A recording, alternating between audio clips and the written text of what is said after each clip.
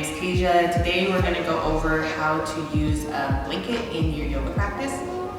So for when I start, I usually have my blanket on the side with the folded part close to my mat. So that way when I'm using it in my practice, I just fold it over, and then when I'm done with it, I can fold it back and just set it to the side.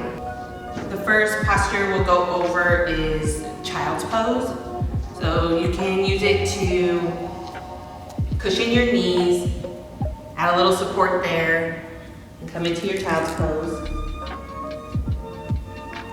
Another option is to tuck the blanket behind your knee joint.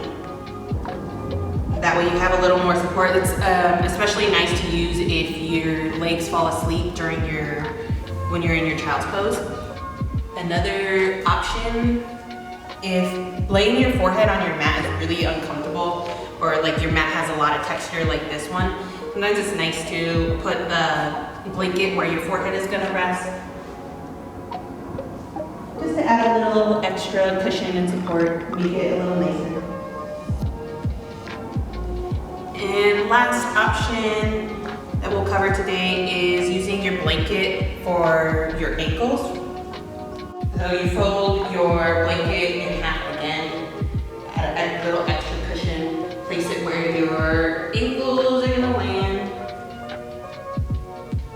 Set your ankles above, and come into your child's pose.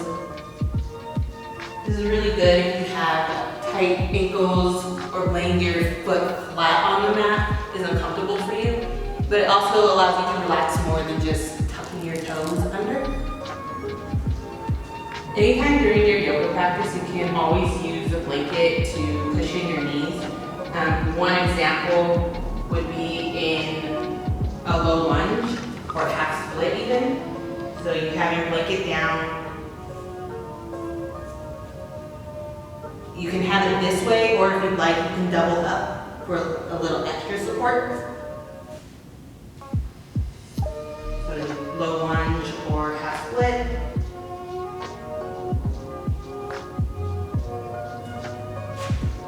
And then if you're stepping into your downward facing dog, and you know you're really not going to use it anymore, you can always just pull it off to the side and set it up there. Another option is cushioning your knee in camel pose. This also, if you scoot your ankles right to the edge of it, it adds a little more support there to your ankles as well. When you come into your camel. Another option that you can use with the blanket is to have it under your hip when you're in half pigeon. This way you get a little more support and helps to keep your hips square. So when you're in your half pigeon, if you notice that you drop off to the side a lot and that doesn't really feel comfortable for you, you can grab your blanket,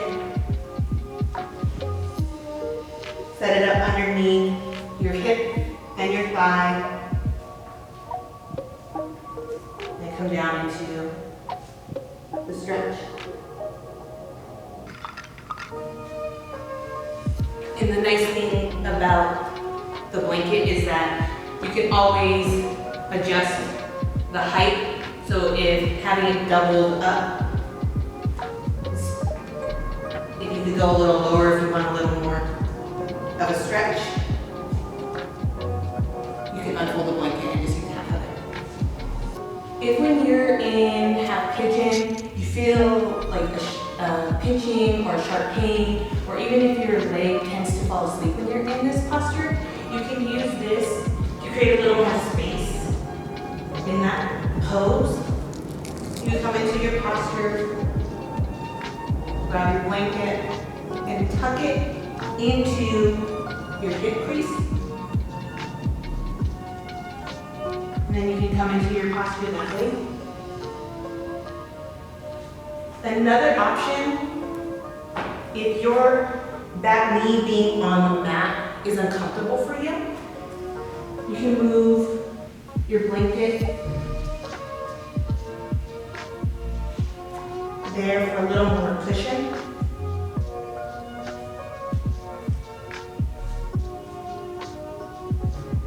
anytime you feel like where your bones meet the mat, if you feel any type of pain or discomfort, you can always use the blanket at whatever level you need, folded this way, out, or doubled up even more, to create as much cushion as you need so that you're comfortable in the posture. Another option for the blanket is to use it in hero's pose. This is a good way to keep your legs from falling asleep when you sit back. That tends to happen. Or if there's just any discomfort in your legs in this posture.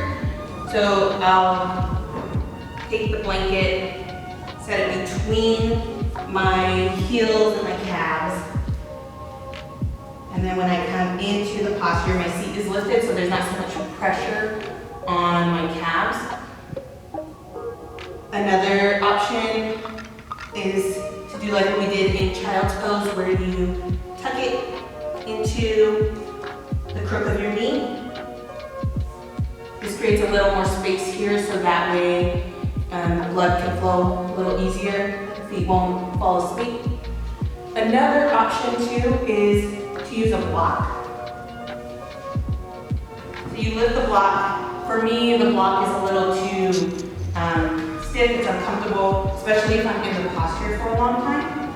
So I drape the blanket over the block just for a little bit of cushion.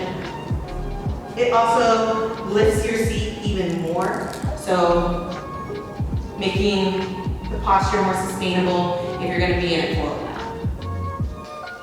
In any forward fold, seated forward fold, you can use the blanket to help tilt your hips and your pelvic bone a little more forward. So if you find that you come into the pose and you're really tipped back, sitting on the blanket, at the edge of the blanket, can help to tip your pelvic bone forward, making the posture a little bit more easy to come into. Again, you can use that blanket at any height.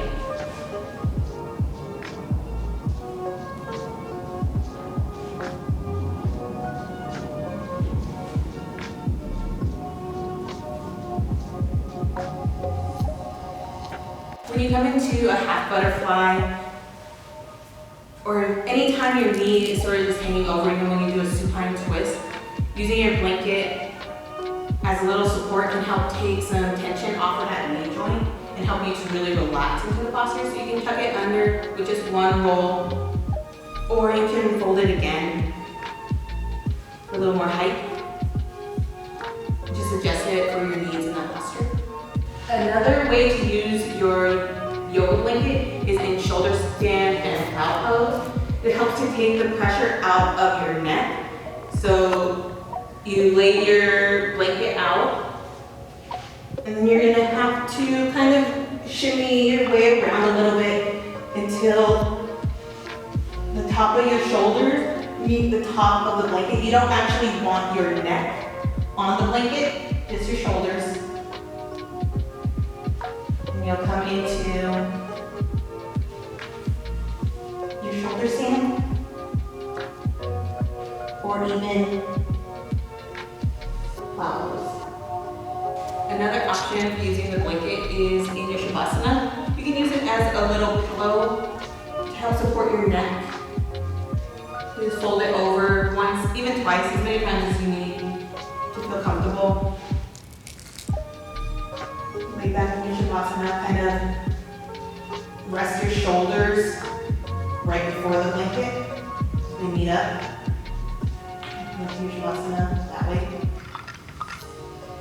Another option, if you have a lot of tension in your back when you're in shavasana, is to actually support your knees a little more. You just tuck the blanket under your knees,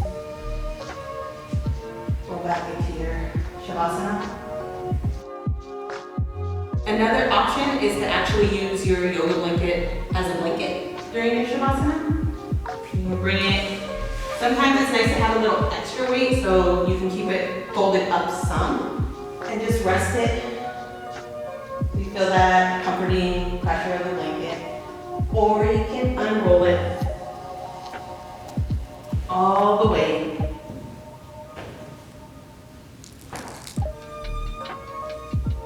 And rest nice and cozy in your shavasana.